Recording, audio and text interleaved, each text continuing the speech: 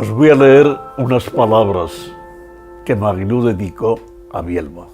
Si Bielba tuvo gran discreción al no promocionar sus imágenes y sí la de los demás, lo hizo con una gran generosidad y amplitud de miras, y su labor como presidente de la Real Sociedad Fotográfica coinciden con los años en que la asociación desempeñó un papel de gran importancia para el desarrollo futuro de la fotografía española.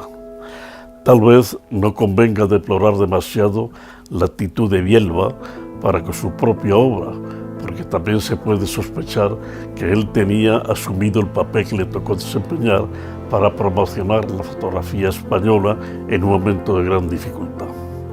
Y lo hizo con un enorme respeto hacia todos y cada uno en sus más variopintas tendencias, con el mismo espíritu de tolerancia que anima su obra. Estoy quedando bien.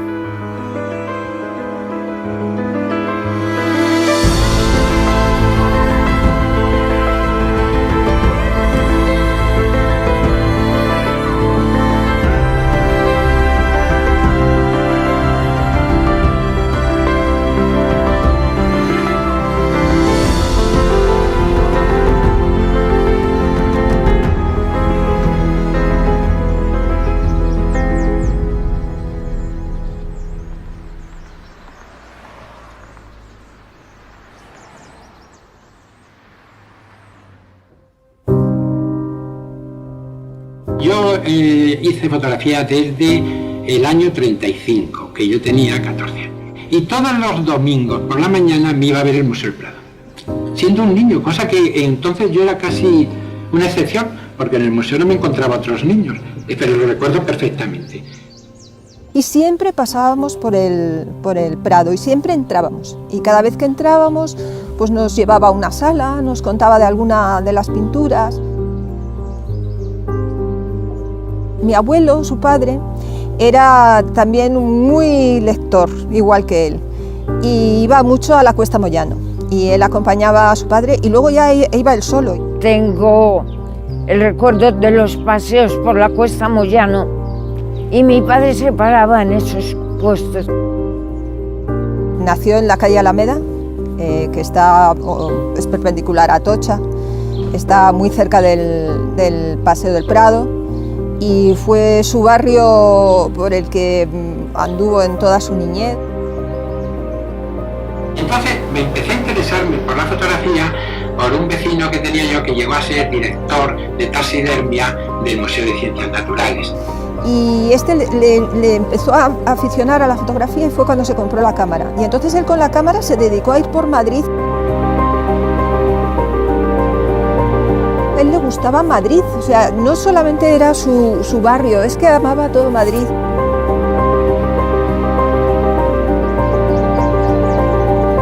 Gerardo como ser humano era una persona excepcional, era una persona súper cordial. En principio te parecía que era una persona más altiva, pero en cuanto te acercabas era una persona muy entrañable, muy cariñosa y sobre todo de una cultura exorbitante. Siempre positivo y siempre respetuoso, discreto, muy discreto, ¿no? Era muy cercano a las personas, sobre todo a los jóvenes que íbamos allí.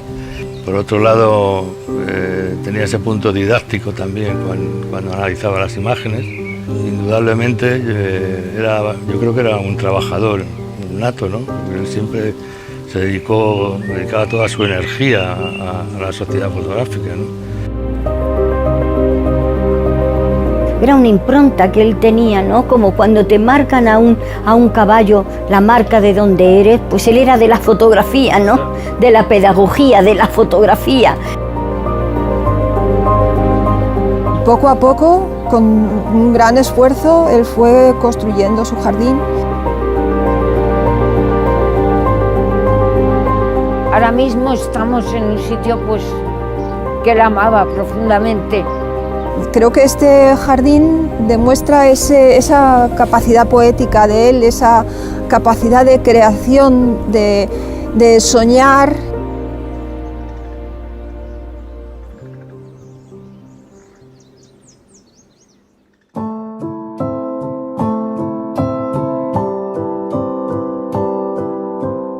tengo un especial gusto en aquello que late en mí, me enamora y en un momento dado, muchas veces fugitivo, me convida a captarlo y dejarlo en imagen fija.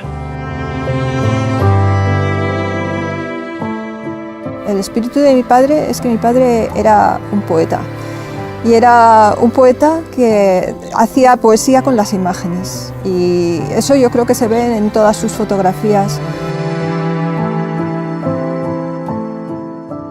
Es una fotografía cálida, es una fotografía elegante. Te pone en el sitio donde está, ¿no? En el lugar donde está. No hay ningún artificio, son muy sencillas, muy limpias, pero redondas. Y me gusta también, claro, me gusta muchísimo la foto del barquillero, que hay que explicar que esa foto no es un cocinero, no está preparada ni nada en absoluto, sino simplemente que vio venir al barquillero.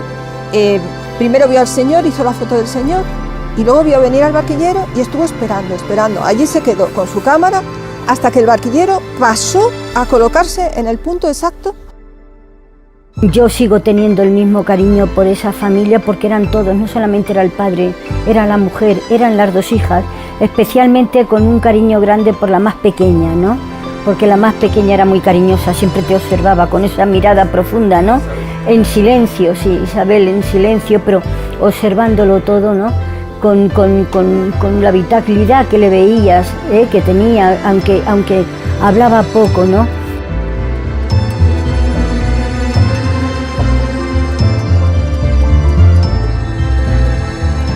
Gerardo Bielba, el día que aparecí yo allí, lo recuerdo siempre pues como un hombre trajeado, con el pelo blanco peinado hacia atrás. A mí me recordaba siempre ¿no? como a un actor italiano de los años 50. El decir de un crítico catalán, José María Casademont, formaba una singularidad en el panorama fotográfico español, hasta el punto de decir que rotundamente existía esta Escuela de Madrid en fotografía. Sobre todo de la Escuela de Madrid, en la que estaba inserta Gerardo Bielba, era una de las cabezas visibles, aunque hubo mucha Escuela de Madrid, ¿no? Yo entiendo que en la Escuela de Madrid hubo un núcleo duro, férreo, de 5 o 6 fotógrafos, aunque luego, evidentemente, dentro de esa escuela se puede ampliar a otros fotógrafos, ¿no?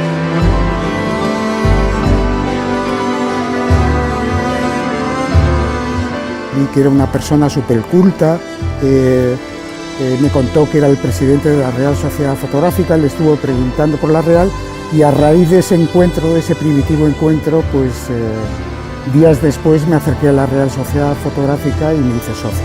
Y yo creo que también Gerardo Bielba, su faceta de pedagogo, en todo él se manifestaba. Era algo que sin darse cuenta le salía por los poros, ¿no? En su forma de tratarte, en su forma de escoger los jurados, ¿no? Que hubiera a lo mejor un equilibrio de gente joven, de gente más clásica.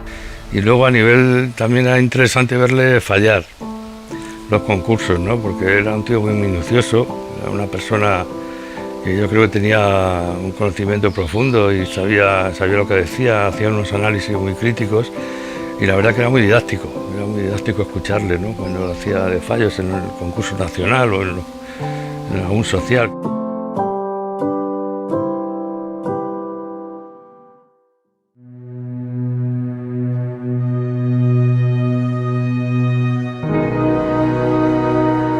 Decidí presentarme allí sin avisar ni nada, con una carpeta debajo del brazo. Recuerdo que le enseñé las fotografías que había realizado y nada, la verdad es que después de media hora, 3/4 de hablar, concertamos una exposición allí en la Real Sociedad Fotográfica, ¿no?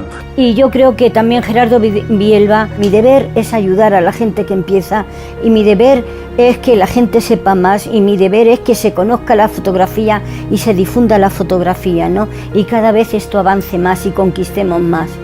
En aquellos momentos los colegios mayores de Madrid eran pues un hervidero de creatividad, posicionamiento en el mercado cuando realmente no había un tejido cultural en Madrid.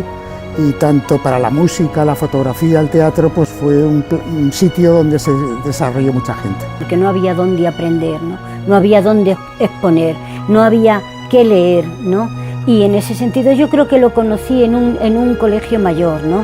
Que siempre admiraré a todos los que estaban en la Real Sociedad Fotográfica, que la mayoría eran la escuela de Madrid, ¿no? La verdad es que era una persona con muchísimas inquietudes. Entonces le gustaba la literatura, leía muchísimo y además leía de todo.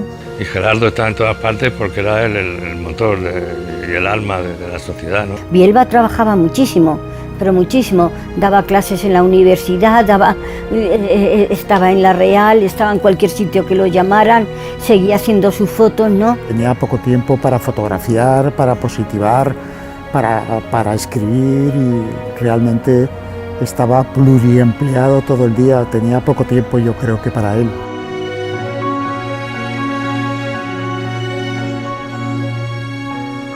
Él estaba en cualquier sitio en el que se estuviera hablando de fotografía, siempre, siempre donde se hablaba de fotografía estaba Gerardo Bielba, donde se hablaba de arte estaba Gerardo Bielba, ¿no? Porque él no concebía la fotografía como un lenguaje, como una técnica, sino como un lenguaje artístico. La fotografía era arte y como era arte tenía que estar en todos los lugares, en todos los sitios, ¿no? Bueno, por ejemplo, cuando le destinaron a Lanzarote en el aeropuerto y preguntó, ¿y esto de quién es? Y le dijeron, pues es un pintor loco que anda por ahí por la isla y tal. Uy, pues yo le quiero conocer. Y lo interesante de Bielba, que le diferencia de otros fotógrafos, es su conexión con el mundo del arte, ¿no? A través de César Manrique él conoce a todo lo que es la abstracción pictórica aquí en España, el grupo El Paso, coquetea incluso con la fotografía abstracta, ¿no? Hace aquellos homenajes a músicos, a poetas, a escritores, como el homenaje a Chillida. Durante mucho tiempo estuvo recogiendo canciones de los cancioneros populares. Pero bueno, de pronto él se puso a cantar a viva voz, con un timbre estupendo y con una afinación magnífica. Y bueno, pues ahí estaba el presidente de la Real Sociedad Fotográfica, que fuera de su contexto y de una manera muy natural y muy espontánea, pues se puso a cantar las canciones del folclore montañés, ¿no? Es tanta la violencia que lleva el ferrocarril, que se planta en hora y media de... Ya no me sé más, pero era esa. De hecho, algunas canciones las incorporamos al repertorio del grupo y una de ellas la grabamos en un LP que salió a la venta en el año 1976. Que se planta en hora y media de Molledo a Portolín, que noche más penosa pasé yo en el balcón.